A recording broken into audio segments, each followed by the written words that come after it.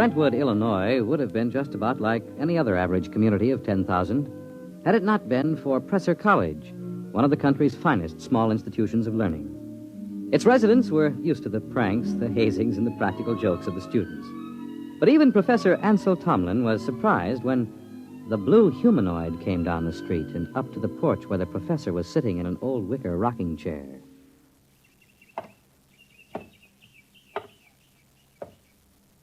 Pardon me. Of course. You are Professor Ansel Tomlin. Yes, and you, I take it, are somebody from one of my psychology classes dressed up as a sort of a robot. No. I am George of Xanthar. Who? I am here to learn all I possibly can learn of the planet Earth and its inhabitants. Less than 10 minutes ago, I landed not far from here in a spaceship, which I subsequently blew up and destroyed. Now, let me explain. I am Tomlin of Brentwood. Less than 10 minutes ago, I was sitting on my porch peacefully marking exam papers. I intend to resume right now. Helen, would you get the phone? It is your wife's sister calling with reference to the explosion of my spaceship. Sure it is. She merely wants to ascertain that your family was not affected.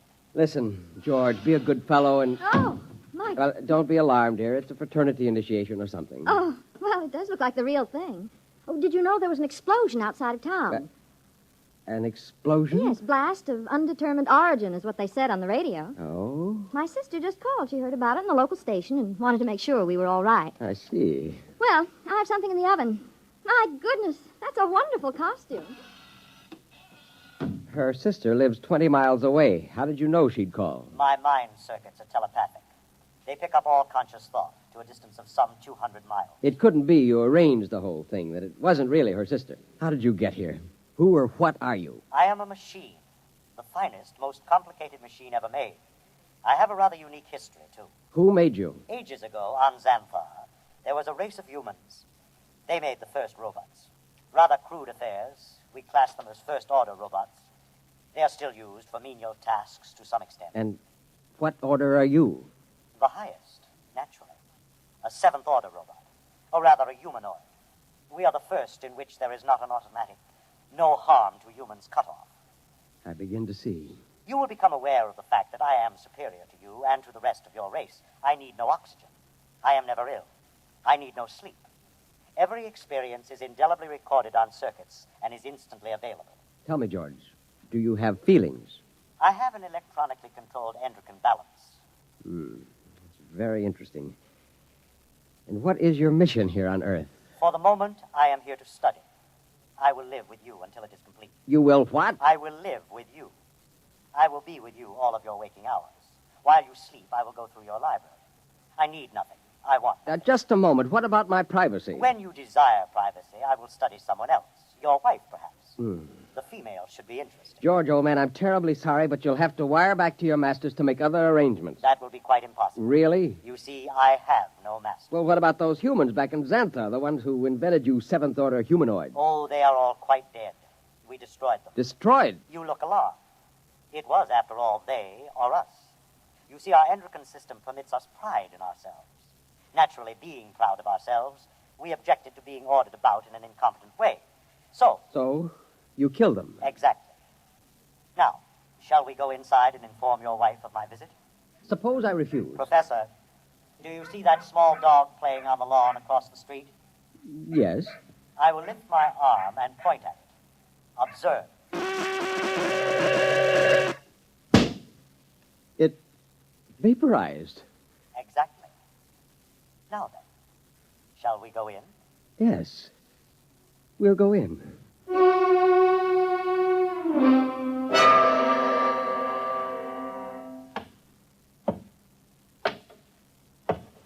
Oh, there you are. I see you brought your friend. Helen, this is George. George of Xanthar. George is a machine. Well, anybody can see that. It's the most convincing costume I ever saw. Helen, it isn't a costume. No? No, he's really a machine. Oh. He's staying with us, What? whether we like it or not. Well, really, Ansel. We have no choice. I am a seventh-order humanoid. I detect that your mind does not comprehend. I am here as an advanced scout for my race. After we establish a station here on Earth... I don't like this. Now, would you be kind enough to leave my house, young man? You are very slow to comprehend. I comprehend that I have a lot to do, and I'd appreciate it if you leave. Otherwise, I'm going to call the police. You may call anyone you choose, Mrs. Thomas. I I'll have you arrested. I assure you I can detect your intention long before you have time to do me any harm. Well, we'll just see about this. Hello? Get me the police. Helen, it's useless. I can follow the call through the phone wire. Captain Townsend will answer. Captain Townsend. Captain, I want to report a robot.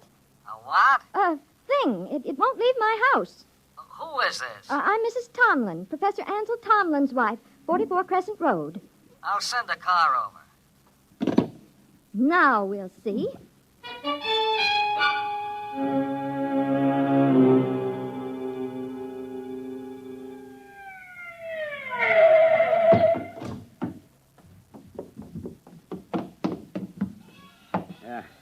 Is this the character that's been giving you trouble? Yes, this is the one, officer. Talked to you before about ruining the flower bed, Sonny. This time I'm taking you in. I would advise you not to touch me. I cannot risk any damage.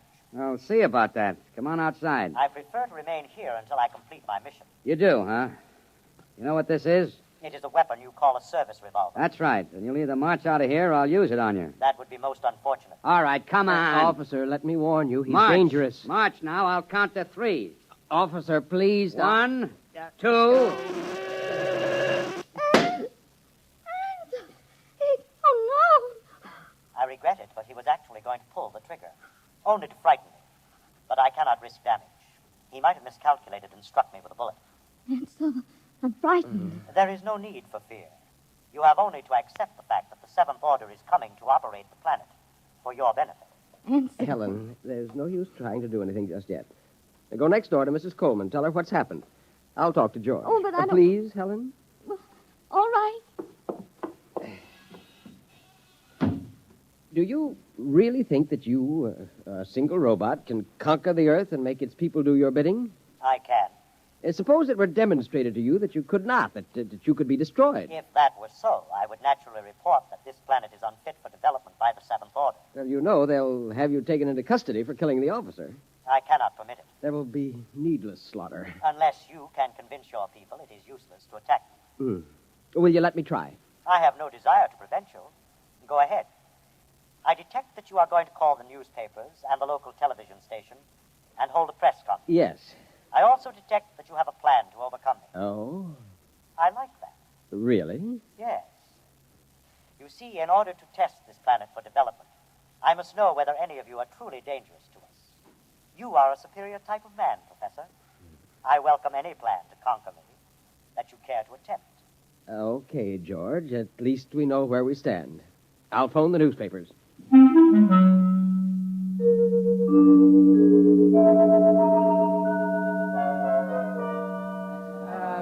Quiet! Quiet, please! Quiet! Ladies and gentlemen, this is Henry Bennett, broadcasting from a sound truck parked in front of the home of Professor Ansel Tomlin in Brentwood, Illinois. At the moment, Professor Tomlin is seated on his front porch. Next to him is a strange-looking blue robot-type creature, also seated on a chair. At the moment, we don't know if this is a hoax or not, but Professor Tomlin, a highly respected man here at the university, has called a press conference to introduce what is supposedly a creature from another planet. Professor Tomlin is about to speak, and we'll try to catch his words. Quiet, please. Gentlemen, I wish to present to you George of Xanthar. Yes, now, just a moment. George is a machine. Probably the most dangerous machine ever invented. He is telepathic as well. He can read your thoughts like a book. He knows exactly what each of you is thinking at this very instant. Professor! Yes? Do you expect us to swallow this nonsense? Not without proof, gentlemen. Can George do his stuff for us? Let him tell me what I'm thinking right now. You are thinking about a blonde young woman named Laura, with whom you will attend a show tonight. Well? Well, he happens to be right, but we've seen mind readers before. Let him do something else. Now, I did not call you gentlemen here for a demonstration of magic. I called you here in the hopes that a good deal of needless bloodshed might be avoided. Less than half an hour ago, I watched this creature completely vaporize a policeman who was trying to arrest him. I expect that the authorities will be here any minute.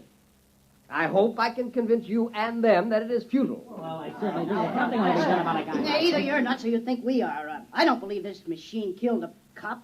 If a cop was killed, a human did it, trying to blame it on the machine. Now, gentlemen, I don't know how I can prove it. Perhaps if George will demonstrate his ability to vaporize... Observe the oak tree in the front yard. Now.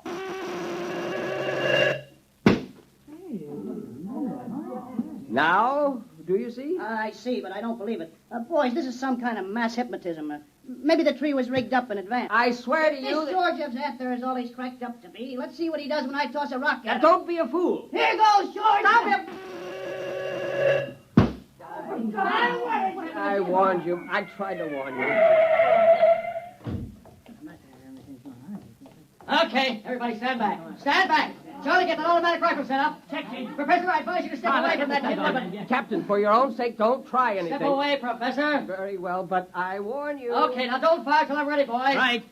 Now then, George of What's-This? We don't know who's inside that tin suit, but I'm giving you just 10 seconds to come out. Captain, Hey, you're one on suspicion of murder. Now come out. All right, boys.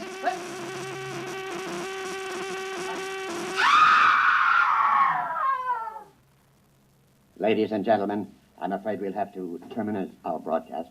What started out as a good-natured hoax or publicity stunt has turned into a bloody massacre, as the bodies of some 6 policemen on the lawn of Professor Tomlin's home will attest. I don't know exactly what is happening here, but I can say this: George of Xanthar is no hoax. He or it is the spearhead of a race from outer space that's come to conquer the Earth.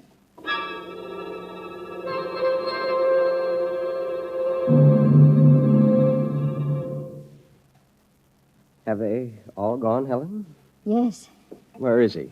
in your library, reading. Are the policemen still outside the house? They're walking up and down. Oh, I hope they don't. Yeah, they have orders not to try to harm him. Ansel, Yes? what are we going to do? I don't know. Listen. He's coming. Professor, Mrs. Tomlin, I have decided to walk through your town to learn more about its buildings and people. And kill a few more humans? Killing humans affords me no pleasure whatsoever. I kill only when damage to myself is possible. I hope that no one will attempt to harm me. George, let me warn you now that this affair has gone beyond the confines of this town. I am well aware of that, Professor. I am aware of a phone call being made this instant by your mayor to the commander of the Illinois State Guard. If you're smart, you'll return to your ship and your planet. My ship is destroyed. I could instruct you to build a new one, of course. But as I have no intention of leaving... Then you will be destroyed. No. I will destroy first. Have you no conscience? A conscience is a fifth-order failing. Needless baggage. Good evening.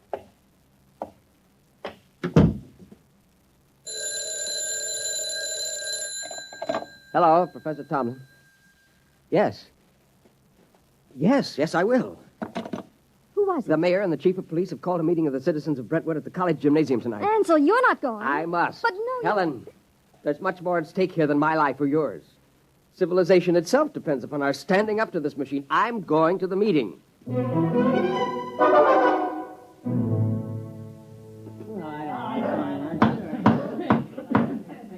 Gentlemen, as Mayor of Brentwood, I call this meeting to order. As you know, there is loose in our city a being with one purpose: to prepare it for conquest by similar beings. I think Professor Tomlin can tell us most about this being. If we could determine the source of George's power, he might be overcome. He is obviously vulnerable to force, such as a speeding bullet if it hit the right spot. However, he has the ability to read intent long before the commission of an act. He is probably listening to me now, even though he may be far away. Now, Mr. Mayor, why not track him down and all attack at once? Some of us would probably die, but he couldn't strike us all dead at once. Gentlemen, this humanoid is able to keep track of several hundred things simultaneously. As a matter of fact... Gentlemen.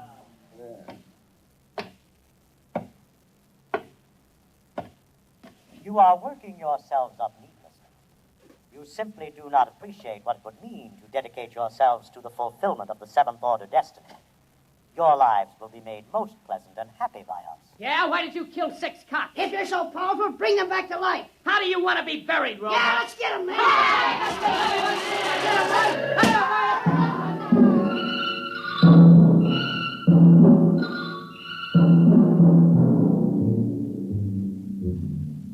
And I Eyewitnesses report that in the end, when all were gone, George of Xanthar stood alone on the platform of the gymnasium. There was no movement except the twitching of the dead and those trampled by the crowd. Among the survivors was Professor Ansel Tomlin, who originally... Well, that's that. What next? I don't know, Helen.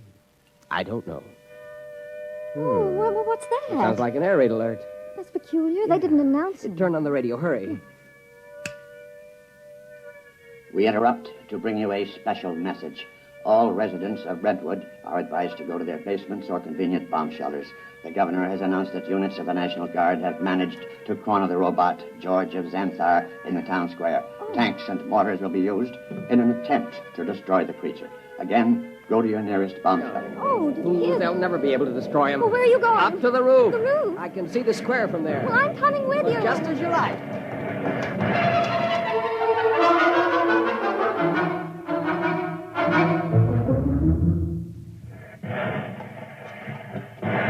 What's happening? He's vaporizing every tank and gun they bring up. Oh, Ansel, let's get away from here. Oh, what's that? Those are Army jets. We'll see how effective he is now. Oh, good Lord, a whole squadron up in smoke. It's no use. Can't you see it's no use? Ansel, come inside, please. Very well. Oh, if only there was something we could do to tell Not him. as long as he can read our every conscious thought before we can act. What is it? Our every conscious thought. Our thought. I wonder if... What is it, Nothing. Ansel? Nothing, Helen.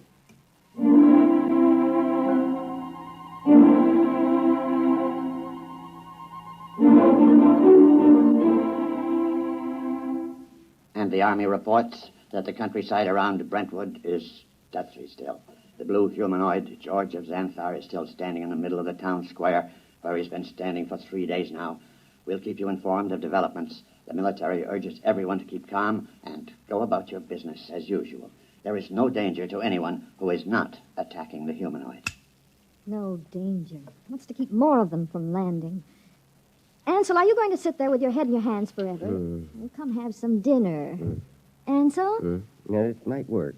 Where are you going? Washington. What? I'm going to Washington. Would you be good enough to pack my overnight bag? I can catch a plane out of Chicago in about 2 hours. But why? What for? I'm going to talk to the Pentagon. What do you tell them? I'm going to tell them to surrender to George of Xanthar.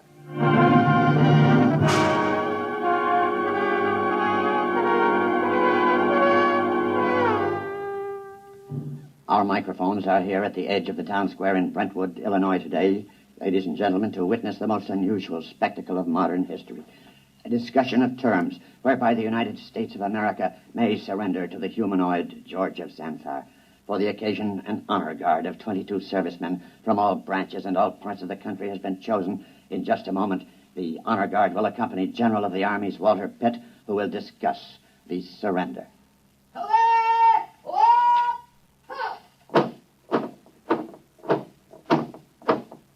The honor guard is advancing to the edge of the square. The robot is standing there now, carefully eyeing the soldiers. Every ounce of his concentration seems to be going into it. Actually, we're told his telepathic circuits are probing their minds for some hint of danger. A thought, a flicker of an eyelash may be sufficient for him to vaporize all of them. General Pitt is about to speak. George of Xanthar, I hear you, General. I have been instructed to consult with you about your intentions toward our country and the world in general, with a view to reaching some sort of agreement with you and others of your kind who you say will invade the earth. May I approach? One moment. I perceive no intent to harm you. There is one man among your soldiers, however, who has an illogical thought. Will the soldier who is thinking the thought, 11 o'clock, step closer? Do as he says. Does 11 o'clock mean anything to you, soldier? No, sir. It's running through my mind, but it don't mean a thing to me.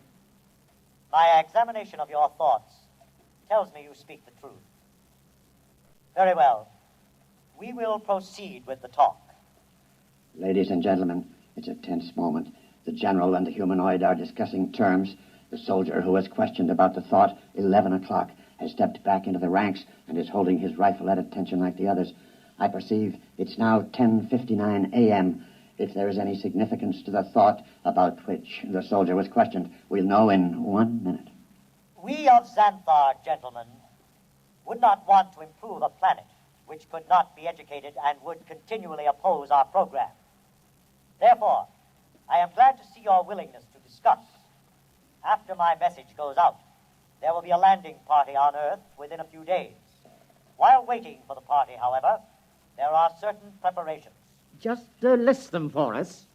Your government will naturally have to turn over complete authority to us. Afterward, we will utilize your press and radio to disseminate our instructions to your people. Simultaneously, in other nations, the same procedure will be carried out by our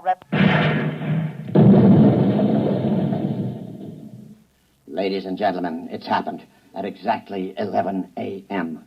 10 soldiers in the honor guard instantaneously fired their weapons into George of Xanthar. Apparently explosive bullets have blown him to smithereens. The remains are lying scattered all over the square. People are pouring in, kissing each other, shouting.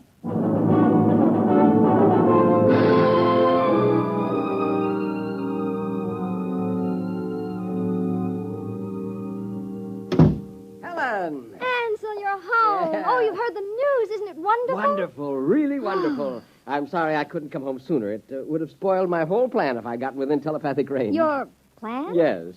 But what? How? What? Just a matter of simple psychology. Those men in the honor guard. What about them? Did you know any of them? Not exactly, but I did have the job of hypnotizing 10 of them. Hypnotized? That's right. You see, each of those men was hypnotized.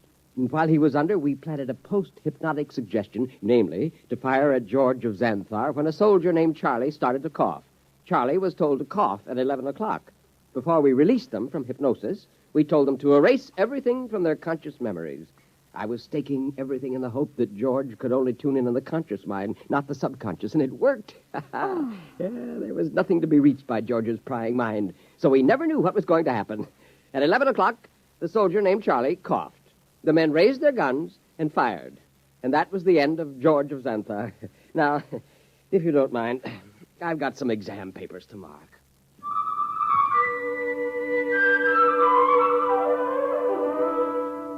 On a planet many millions of miles away, a red light, one of many on a giant control board, suddenly winked out.